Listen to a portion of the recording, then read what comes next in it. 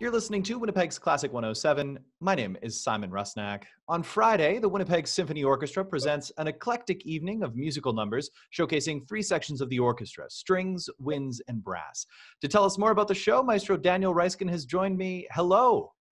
Hello, Simon. Great to be with you again. And it's great to have you back. So last week, we were chatting about the upcoming An Evening in Vienna. It was your first live stream with the Winnipeg Symphony Orchestra. What was the experience like? It was wonderful, but also nerve-wracking. And, walking on the stage again after 8.5 months, I confessed to the musicians that I had almost the same sensation as I had 5.5 years ago when I walked on the stage for the first time, as then a guest conductor who very few people heard of in Winnipeg. It's the feeling of being both excited and nervous. And I'm usually not nervous going on stage at all, and excitement is fine. But this time around, this kind of feeling of a new beginning, almost, like for the very first time, was there. And it was very special to be able to make music again with very fine musicians of the orchestra. And we're all very, very eager to, get back to what we're doing best, playing. Of course. I do want to ask about one thing, the lack of applause at the end. I mean, as a viewer, it seems a little odd. As a performer, as a conductor, I can only imagine that's totally unusual. I try to switch off because this is not unusual for me in this, past few months anymore. Yeah. I try to switch on the mode I have when I'm working on a recording in a studio kind of setup, or even in a concert hall when we're recording material that is not presented during the concert. You still try to imbue that with this incredible sense of excitement in the air, atmosphere of giving and taking, passing on emotions from stage to the audience and getting charged back through the reception of the people in the hall. It's a set of mind, set of skills. The most important, what it requires, is trust in that what you are making really matters, and you create a meaning and purpose to why you're here. Yeah, that's the big thing, is it's still a live performance. And, I was thinking about that clapping, and I'm sure people are clapping at home. I know I most certainly was. We had some fantastic remarks. People were writing down, clap between all the movements, no one heard, or just opened my candy very loudly, or could cough through the entire performance without having a look, from neighbors and all that. People really embrace the opportunity to hear the music from us, as opposed to just switching on a recording. And I treat this as a kind of musical hug we send out from this stage towards all the people we cannot be together now. Shake hands, hug, and simply just, converse, being face to face. So you're back with another musical hug this weekend from the concert hall. Bach, Beethoven, and More. This is a concert, as I said, that features various sections of the orchestra, which I know is no substitute for the full thing, but I really do enjoy these profiles, especially seeing the various musicians in smaller ensemble settings. And I do want to concentrate on the two title composers, Bach and Beethoven. And I want to start with the Bach, the famous Bach double on the program. Tell us a little bit about the playing of Associate Concertmaster Carl Stobbe and Principal Second Jeremy Buzash, who will be featured in this performance. Well, both are wonderful musicians, and Carl has been with the orchestra for quite a while now and has also been featured as a soloist on numerous occasions. And I think also in the course of his career, he played Bach double a few times. Both have great rapport with their colleagues, and I had a discussion with them about what does it mean to play with your own colleagues? Is it nerve-wracking? Is it, gives you a sense of support? Do you feel you have to up your game, to prove yourself in a way? And both said, no, it's not what it's about. They feel the wonderful support of the colleagues. They feel trust, they feel respect, but, there's always the sense that you want to be on the top of your game and really play your best, but in a way you can do it now just really relaxed and leaning on this wonderful support your own colleagues will provide. And, for violinists, Bach is departing an arriving point. His sonatas and partitas for violin solo are the keystone repertoire, and so are the instrumental concertos. And actually, if it was not for one of the very reckless sons of Johann Sebastian Bach, Wilhelm, who sold some of these manuscripts, which included some other violin concertos which didn't reach us for scrap paper, not being really diligent about his dead heritage, we would have ended up with 4 concertos for violin solo and orchestra and 2 double concertos. Now we have only 2 violin solo concertos and 1 for 2 violins. But this really, especially this concerto, and also mainly, in my opinion, standing out the middle movement, there's the slow movement, which is really a kind of a unique dialogue between the 2 soloists, the soloists and the orchestra with the entire world, and Bach passing on this kind of eternal light that at the end of his life, which will be much later, of course, is something he wasn't able to see at all. He was completely blind. And, great minds and great creative spirits, they, in a way, see through the path that they're taking to the very end. And I have a feeling that the whole output, the creative heritage of Johann Sebastian Bach, is this one big, bright kind of sense of eternal light that leads throughout the history of Western music and still shines so relevantly and brightly today. And this concerto is one of the purest examples of that.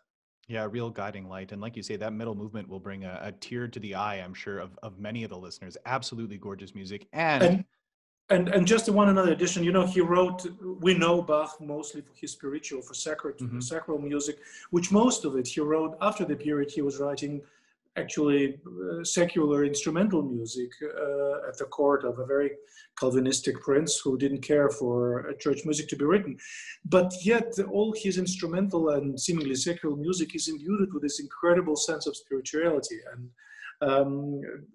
not strange and rare for someone who's written 200 cantatas and was doing a cantata a week, being in the service of as a cantor of St. Thomas Cathedral in Leipzig later. Yeah, I mean, this is all from around the same time as the Brandenburg concertos and the orchestral suites and the Welter Klavier and all of that. Yeah, and it really is just some fantastic music, of course, understatement of the day, I suppose. And again, both great players. I'm sure Winnipeg audiences and audiences everywhere are familiar with Carl's playing, a great chance to be further introduced to Jeremy's. Also on the program is music of another one of the 3 Bs in classical music, Beethoven, whose birthday we've been celebrating all year, even though those birthday plans have been, well, somewhat derailed, to put it mildly. This some late Beethoven on the program, the Grosse Fuge. Tell us a little bit about this.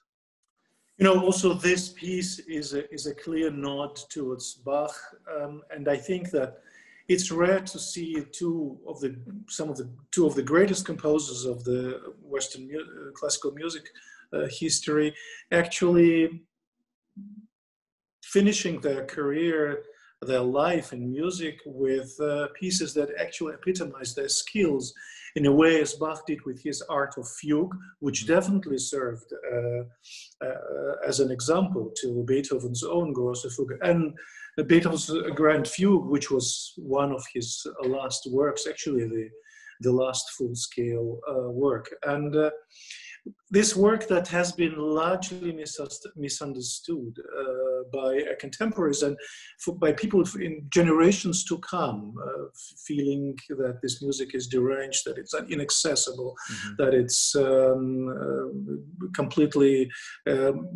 lacking any kind of feelings, and it's all stiff. But I think that when I look at this music and when I remember playing it as a violist in a quartet and an orchestra, now conducting, I always remember what Stravinsky told about the piece, calling this one of the most contemporary pieces of music ever written, which will stay contemporary forever. Such is incredible grade of revolutionary feeling and skill that Beethoven puts into this music, that it's staggering how much 200 years of music after that profited from this incredibly in a way, desperate gesture. I was talking about eternal light that Bach was sending to us throughout all his career, throughout all his music, being completely blind at the end of the day of his life.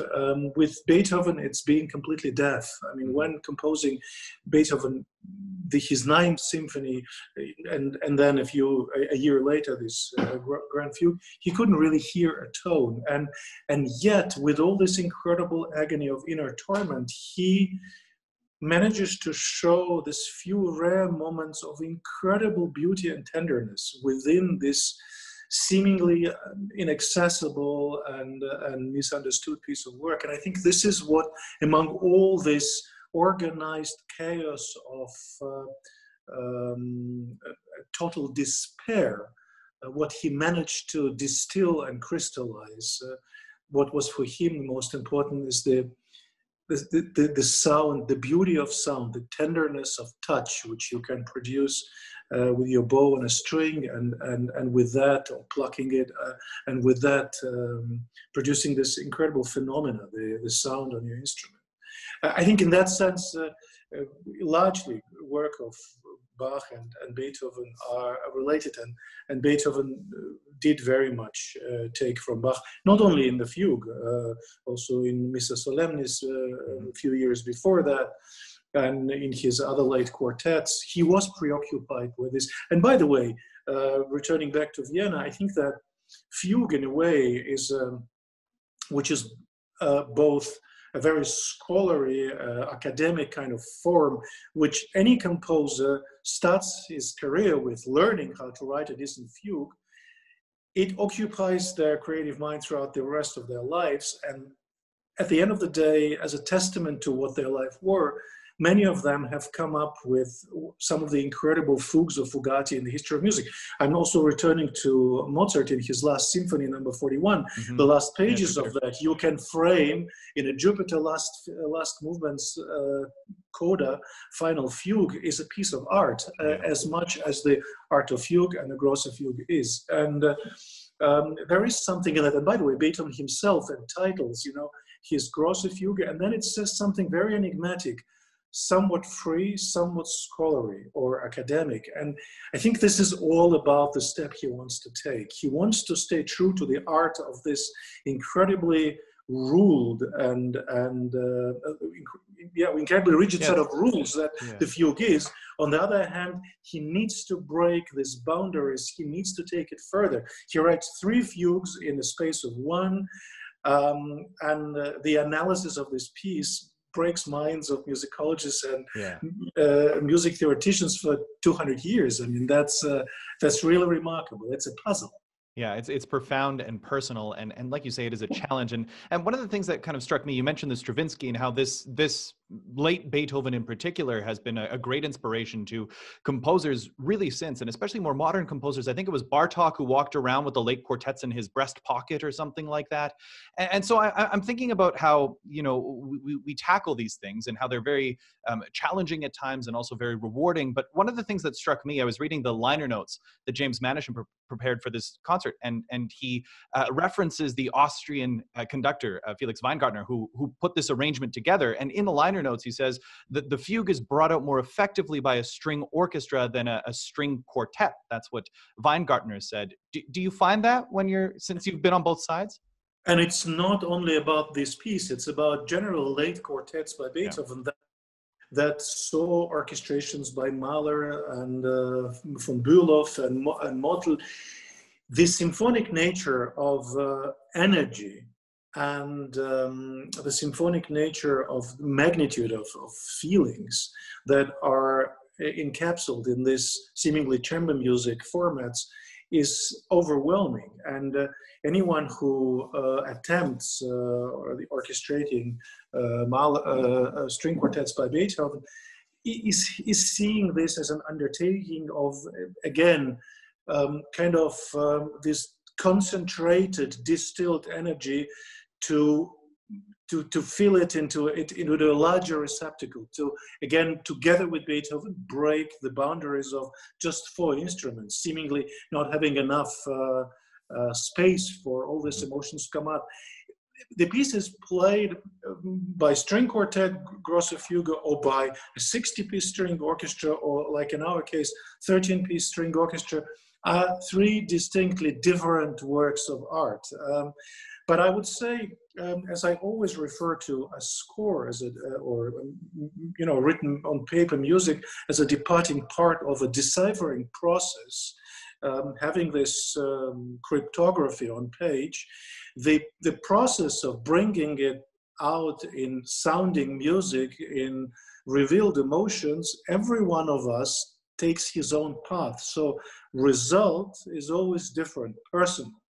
If you have 4 people engaging in this process, doing this deciphering, you have one outcome. If you have 13 led by one other lunatic who is waving his hands in front of their face, you will have another one. If you have 60, it's all about the accumulative emotion and energy that this departing point allows to experience. And it's a gift, it's a process, this is a never-ending process. And every time I'm touching on this music again, I have always a feeling I failed before, because I was convinced I was doing the right thing before, but every time I'm trying to embark on this path again, I see that I made inevitable mistakes before. And maybe it just has to do with a hope I have that every day of life, every step you take, you somehow grow, both spiritually and intellectually, or simply through the magnitude of human interaction and experiences you have. And that's the greatest thing about this unreachable quality of real pieces of art, whether visual or musical or literature in that sense. Yeah, it is a living thing, and it changes and grows. Maestro, I want to take a moment just to thank you for chatting this morning, but also I do understand that this is your last show before heading back to Europe, and I just wanted to say, wishing you the best of the holiday season, and wishing you more great music making in 2021. May it be a better year. Thank you very much, Simeon. I wish lots more great music, both making and hearing, to everyone who cares for it. I need to use this opportunity also to wish everyone in our community in Winnipeg, everyone who cares to listen to this, really a bright and peaceful holiday season. We quickly hope that we might be able to forget this very, very challenging, very difficult, very full of pain year. In a way, our life was shortened by a year. And I think we can regain some of this trust and balance and beauty and love and tenderness in the year to come. And I will be back in Winnipeg on January 1 already. I will spend just a few short weeks in Europe and head back for more concerts in January. And hopefully this will happen. And little by little, we would also see the return of audience to the concert hall. But for now, the way it is, we are, really happy to produce concerts and perform music with live streams, trying to reach as many people as we can. Well, again, thanks for taking the time this morning. And yes, very hopeful message heading into the new year. Bach, Beethoven, and More is this Friday, streaming live from the concert hall to wherever you are in the world. December 4th, featuring members of the Winnipeg Symphony Orchestra. For a streaming code, visit wso.ca.